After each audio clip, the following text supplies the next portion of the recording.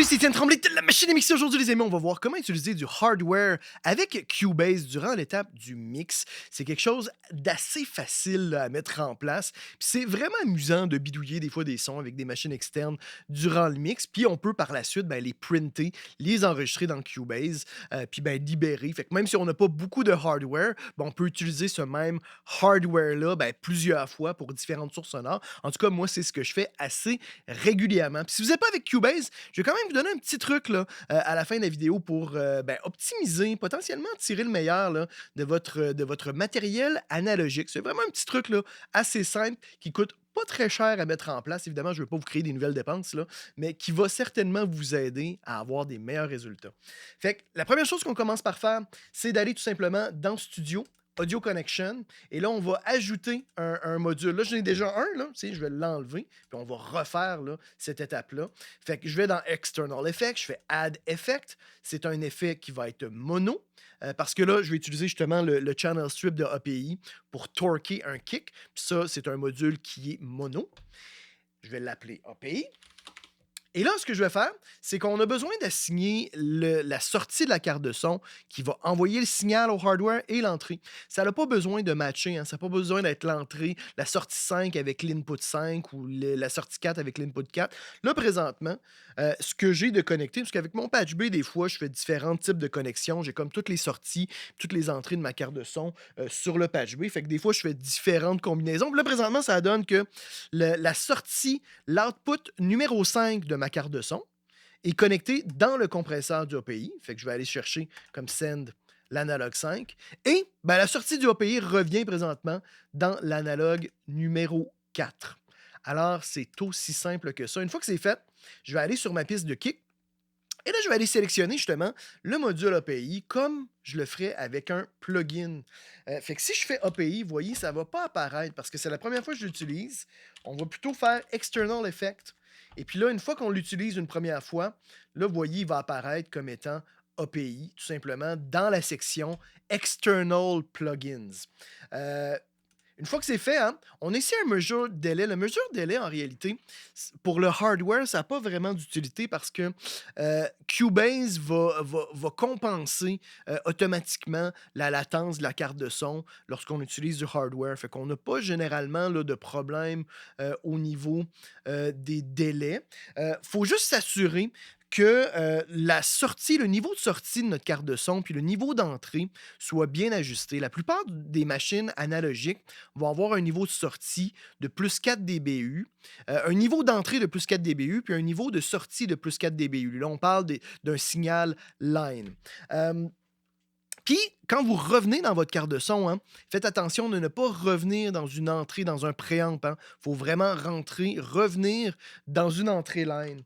Et là, moi, sur RME, sur mon Total Mix, je peux aller vérifier mon niveau de sortie. Ici, là, j'ai plus 13 dBU. En réalité, mon plus 13 est comme un plus 4 dBU. Il y a un petit peu plus de headroom, mais c'est ce qu'on va utiliser généralement pour des machines en plus 4. Si je le mettais à plus 19 dBU, là, j'aurais encore plus de headroom, mais je veux le mettre à plus 13 là, dBU.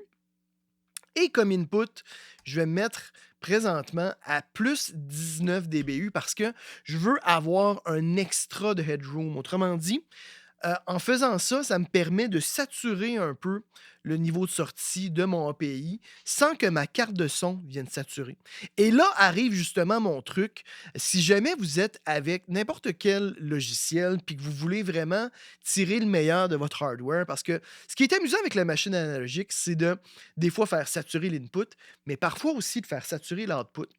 Et moi, je vous suggère de vous acheter un truc comme un genre de petit un line attenuator comme ça ici, que vous venez mettre entre la sortie de votre machine et l'input de votre carte de son, ce qui vous permet de réduire le niveau, à ce moment-là, le signal qui va être envoyé. Fait que vous pourrez à ce moment-là faire saturer votre machine externe sans que votre carte de son vienne saturer. Parce que la saturation numérique là, de la carte de son, c'est pas une belle saturation. Par contre, ça peut être super cool de faire cruncher votre module externe. On va écouter d'ailleurs comment ça sonne, le petit module API comme ça sur notre kick.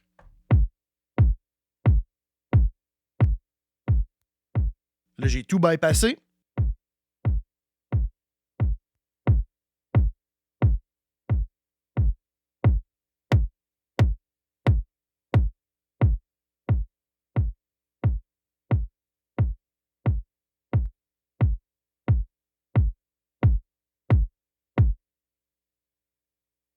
Et puis là, comme vous voyez, mon API, il tape dans le rouge. Je vais quand même vérifier justement sur mon input RME pour m'assurer que ça ne sature pas. Parce que là, ça m'en prendrait un, justement, un petit atténuateur pour réduire un petit peu plus le niveau sorti. Mais je suis quand même capable de le faire taper dans le rouge sans que ça distorsionne sur ma carte de son à cause du extra headroom là, que j'ai sur la carte UFX 3 que j'utilise actuellement.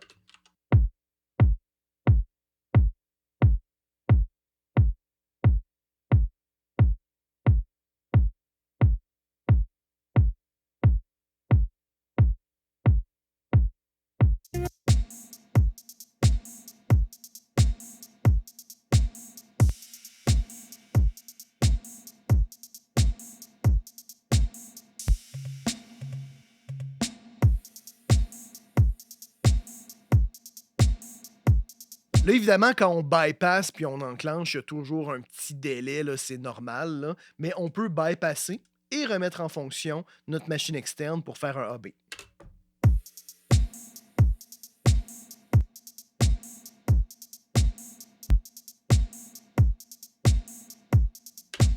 Et une fois que c'est fait, ben, on peut printer, hein, on peut enregistrer. Moi, c'est ce que je vais faire. Je vais évidemment écouter en contexte. Je vais ajuster là, le hardware pour avoir le ton que je recherche. Puis une fois que c'est fait, ben, je vais enregistrer comme ça. Ben, je peux libérer l'unité hardware. Puis à ce moment-là, ben, réutiliser la même unité pour d'autres sources, là. Ce qu'on va faire, c'est qu'on va tout simplement aller sélectionner le passage qu'on veut printer. On va faire une sélection ici comme ça. Et là, je vais aller dans Edit, Render in Place. Là, on va faire Render Settings.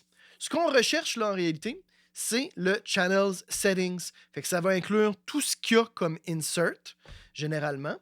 On peut dire de muter à ce moment-là la source une fois que c'est fait. On peut mettre un nom custom, là, dans ce cas-ci, Kickprint. On s'assure d'avoir la même résolution que notre session. Là, je suis en 32 bits float, fait que je peux toujours le mettre ici en 32 bits float. Et là, je vais faire render.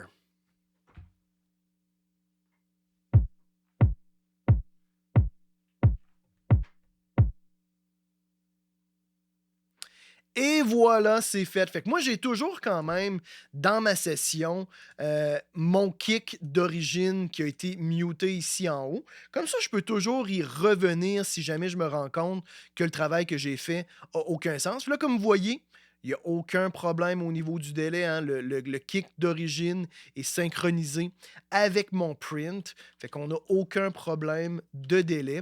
Et puis, je peux aller à ce moment-là sur ma piste de kick et enlever à ce moment-là le hardware et le réutiliser ailleurs. Parce que là, si moi j'ai ce insert-là d'activer toujours sur ma piste, quand je vais venir essayer de l'assigner sur une autre piste, ça ne fonctionnera pas parce qu'il va être déjà utilisé.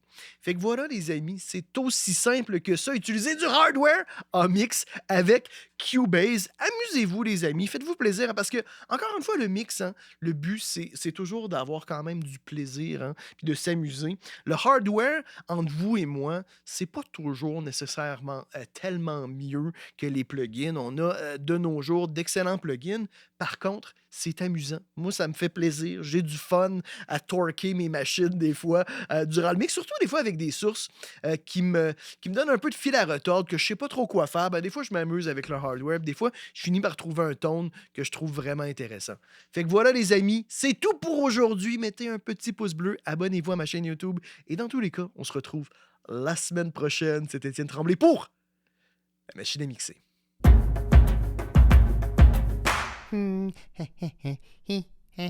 Abonne-toi. N'aie pas peur. Allez, clique.